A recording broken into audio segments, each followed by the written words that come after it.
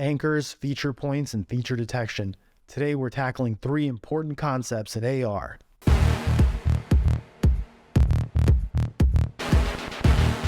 So, augmented reality, AR. I'm going to assume most people watching this are already familiar with AR or have used it before. Put simply, it augments your visual perception of the environment. Unlike VR, it actually uses the cameras on your phone or headset to take in that visual environment and then superimpose a 3D image, object, text, or any other digital visual information you might want on there. Now, in case you're wondering, this isn't going to be one of those boring buzzword videos where we talk about stuff we all already know. We're going to try to go one layer deeper, and I'm going to try to make it as simple and easy to follow along as possible without getting overwhelming. As always, I've put all the research I've used in my description. Feel free to go through it if you want to go deeper into this yourself. Now, let's get into it. So you've seen how people are able to stack AR boxes on tables, on floors, walls, and then they're able to move around the environment and all the objects stay right where you want them to in the environment.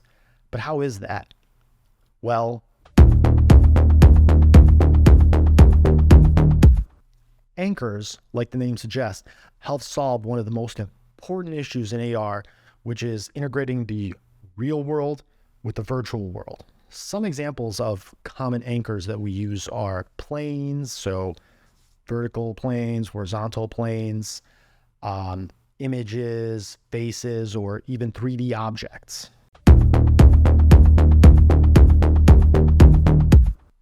First up, planes. These anchors scan for a plane such as the ground or wall and build AR experiences on top of it. Here's an example of an app I built where you can actually see the plane itself.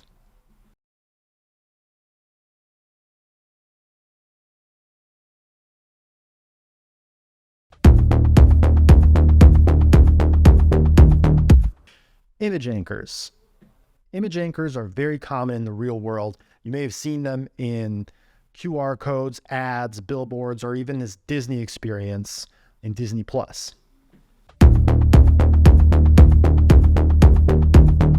Another common one used by Facebook, Meta, Snapchat are face anchors, where the face is actually detected and then the AR experience is just built on top of it. Last, there are 3D object anchors, which allow the platform to detect a 3D object in the real world and build the AR experience on top of it. While creating AR experiences, best practice is actually to limit the amount of AR anchors used. This will save on CPU and also keep the experience more consistent with itself. The only time that it might make sense to use more than one anchor is, for example, a situation where you have to have a unique spatial relationship with different real world objects. For example, a wearable or some image here or there. Now, you might be wondering, how do anchors make objects stick to the real world? Well, let's get into feature points. When you look out into the real world, how do you make sense of the scene? For example, how do I tell where this phone ends and my hand begins? I might use changes in color, edges, corners. You might be surprised to learn that the camera on your phone or your AR headset does something similar. The cameras in these devices will decompose an image into a set of feature points using any number of algorithms such as SIFT, SURF, BRISC, FAST, etc. The goal of these algorithms is to be able to detect these features in the first image and then in any subsequent frames, even after the environment has changed. So for example, if the camera has moved, the angle, the position, rotation, scale, lighting, etc. But it's not so simple, because on top of being reliable enough to detect the points in varying circumstances, the algorithm also has to be fast and computationally inexpensive so that you can enjoy these cool AR experiences in real time on your headset or your phone. So let's jump right into an example where we get to learn how one algorithm detects corners. Let's do an example using features from accelerated segment test algorithm, also known as FAST. The way this algorithm works is it selects a pixel in the image, let's call it P, and ascertains its intensity level, let's call that IP. Next, we would select an intensity threshold level, call that T. We then select 16 pixels around the initial pixel that we called P. You'll notice that we have selected pixels that are about 3 pixels from the initial pixel in distance, so a radius of 3. Now, an example of the corner logic for this algorithm might be something like, if you have 12 contiguous pixels that are brighter than I of P plus T, so 12 contiguous pixels brighter than the intensity of that first pixel plus the threshold we've set, and the remaining 4 pixels are darker than I of P minus T, we have a corner.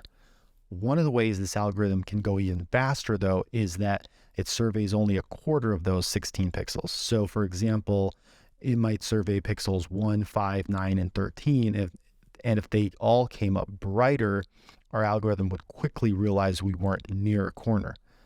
After that, repeat the procedure for the rest of the pixels on the image, and you're good to go. Now, that is one method of getting a key point, but you're going to need a lot more than just one key point to lock down an entire image. Let's talk about how a key point descriptor is created.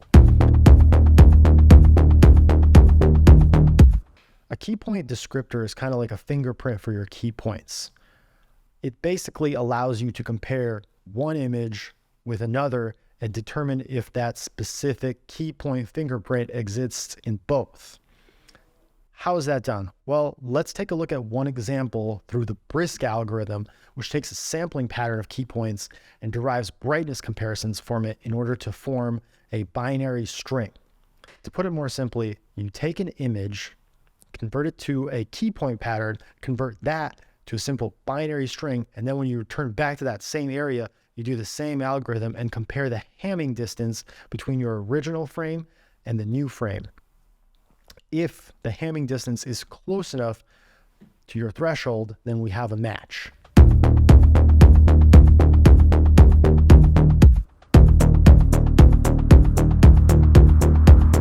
So we talked about anchors, feature points, placing AR objects, and even how your camera is able to determine the same scene at a different angle, location, etc. I hope you learned a lot. Thank you for watching my channel.